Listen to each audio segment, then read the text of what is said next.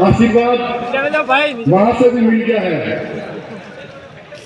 मैं पुनः आज के इस नामांकन में सलम्बर का भाग्य लिखने जाने वाले और इस ऐतिहासिक पल में शामिल हुए तमाम नौजवान साथियों और माता बहनों को मैं जोहार करता हूं।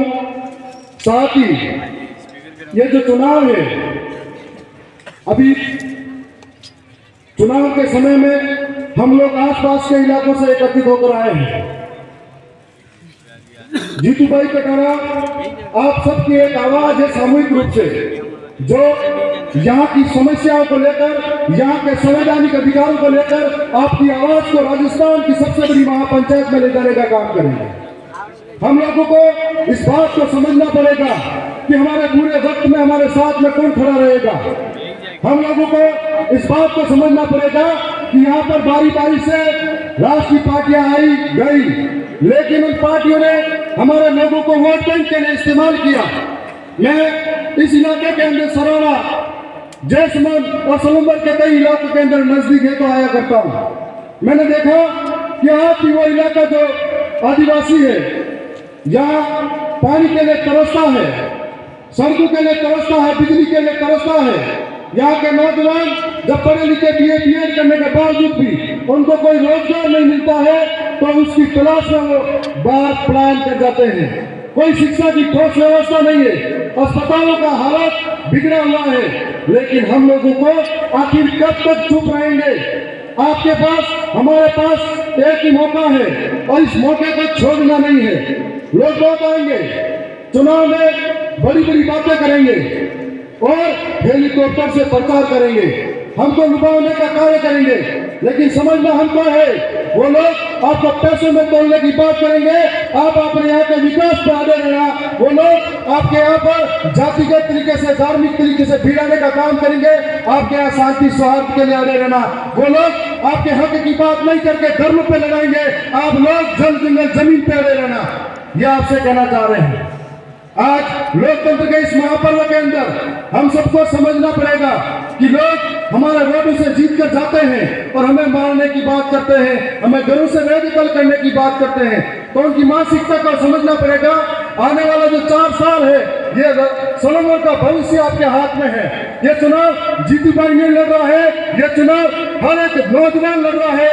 ये चुनाव 2013 और 17 की आरक्षण की विसंगति के लिए लड़ रहे हैं। ये चुनाव हर एक किसान लड़ रहा है, ये चुनाव हर एक माता बहनें अपने सम्मान के लिए लड़ रही है। ये चुनाव इस इलाके की एक जनता लड़ रही है और ये चुनाव गरीबी के लिए सामने लड़ रही है, बेरोजगारी के सामने लड़ रही है, भ्रष्टाचार के सामने लड़ रहे हैं। ये चुनाव जल जंगल जमीन को बचाने के लिए लड़ रहे हैं। इन बातों को हम सबको समझना है।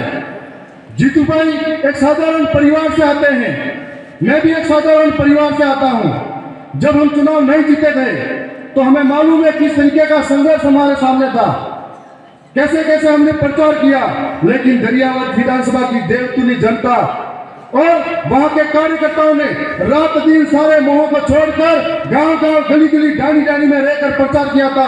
तब उनकी वजह से मैं राजस्थान की विधानसभा में मेरे हौसलों के साथ बोलता हूं। यदि इसी तरीके का सलम्बर के साथी को भी ठानना पड़ेगा कि आज इतना बड़ा नामांकन रैला हमने निकालने के बाद में ठान लिया कि कांग्रेस में फूट पड़ी है, बीजेपी में फूट पड़ी है और हम आसानी से जीतेंगे। हमें भी इस तरीके की मेहनत करनी पड़ेगी। हम लोग दरियावत विधानसभा के नजदीक जो है तमाम कार्यकर्ता इस बात से उत्सुक है कि सलम्बर में हम लोग काम करेंगे, एक एक गांव गांव डाली डाली गली गली में जाएंगे और 10 महीने का जो सरकार की नाकामी थी उनके बारे में बताएंगे और किस प्रकार से जीतू भाई जीतेंगे। तो जितनी भी सरकारी योजना है उनका लाभ आप तक पहुंचाने का काम करेंगे।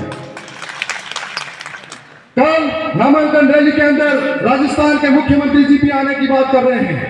उन्हें मालूम है आज अगर आपकी एकता रही मुख्यमंत्री तो क्या प्रधानमंत्री के भी यहाँ पर आने की योजना बन जाएगी। जब हमें उपचुनाव लड़ा था और आम चुनाव भी लड़े थे तब यहाँ पर कई हेलीकॉप्टर उड़े थे और हमारे पास में उनके पास तो बड़े बड़े स्टार प्रचारक हैं, उनके पास में मुख्यमंत्री प्रधानमंत्री है, लेकिन हमारे पास में सिर्फ एक ही स्टार प्रचारक है। वो एक ही स्टार प्रचारक राजकुमार रोड के रूप में है जो हम भारी करेंगे। और हमें इस बात को समझना है कि अच्छा मौका है। शंकर मेघवाल की घटना जब हुई थी तब इन पार्टियों ने किस तरीके से धोखा किया था। हिंगला के अंदर जो घटना हुई थी तब किस तरीके का धोखा हुआ था। ऐसे ही आप सोचते रहना कि आखिर कब तक सोमवार की कलेक्ट्री के अंदर ज्ञापन देते रहोगे, आखिर कब तक धरना प्रदर्शन रोड पे करते रहोगे। यदि एक व्यक्ति इस आवाज को आप जयपुर तक भेजोगे तो धरना प्रदर्शन और कलेक्ट्री पे जाने की इतनी नौबत कम पड़ जाएगी। जब हम लोग संवैधानिक रूप से उस संविधान की सबसे बड़ी महापंचायत में बोलेंगे, मैं एक बार ये चाहता हूं कि मेरी आधी विधानसभा इस सोलंबर जिले के अंदर आती है और बहुत सारे प्रशासनिक काम उदयपुर के अंदर होते हैं। मैं उन लोगों से लड़ता रहता हूं तब सोचता हूं कि काश कोई और जनप्रतिनिधि मेरे साथ बैठा होता, हम दो मिलकर लड़ते। यदि हमारा भाई जीतता है, यकीन मानना जो लोग घर चलाने की बात करते हैं, मेरा एक वीडियो पे उन्होंने बोला था कि ऐसी भाषा बोलता है। मैं आपके सामने चैलेंज के साथ कह रहा हूं, ऐसी भाषा बोल रहा हूं। गांव के अंदर लोग अगर घर चलाने वाले हैं और ऐसी भाषा बोल रहे हैं कि घर से बेदखल करेंगे तो आप गांव के आने तक ठीक है, हम लोग अपना मुंह तक बंद करेंगे। आने वाले समय में आप लोगों को जो 13 तारीख का दिन है उस ऐतिहासिक दिन को याद करना है।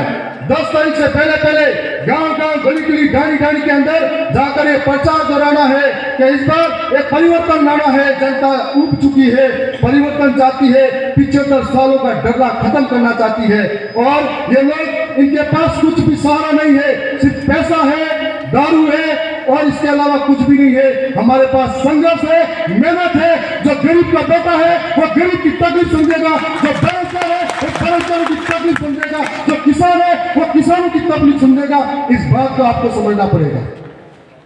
आपके पूरे वक्त में हमेशा खड़े रहे हैं तो पूरे विश्वास और उम्मीद के साथ कहता हूं कि यहाँ की जनता समझदार है। बहुत सारे साथी यहाँ आज आ नहीं पाए, जो आए थे दूर दराज के थे वो चले गए, लेकिन इन वीडियो के माध्यम से भी जरूर देखेंगे।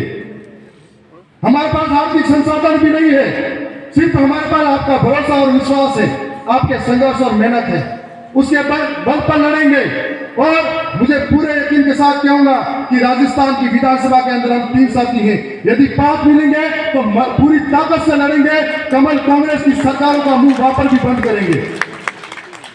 मैं इतना ही कहूंगा, अंतिम वक्ता के रूप में सांसद महोदय भी यहाँ पर हैं और यहाँ से भी उनके और कार्यक्रम है कि वक्त बहुत कम है, वक्त बहुत कम है, जितना दम है लगा देना।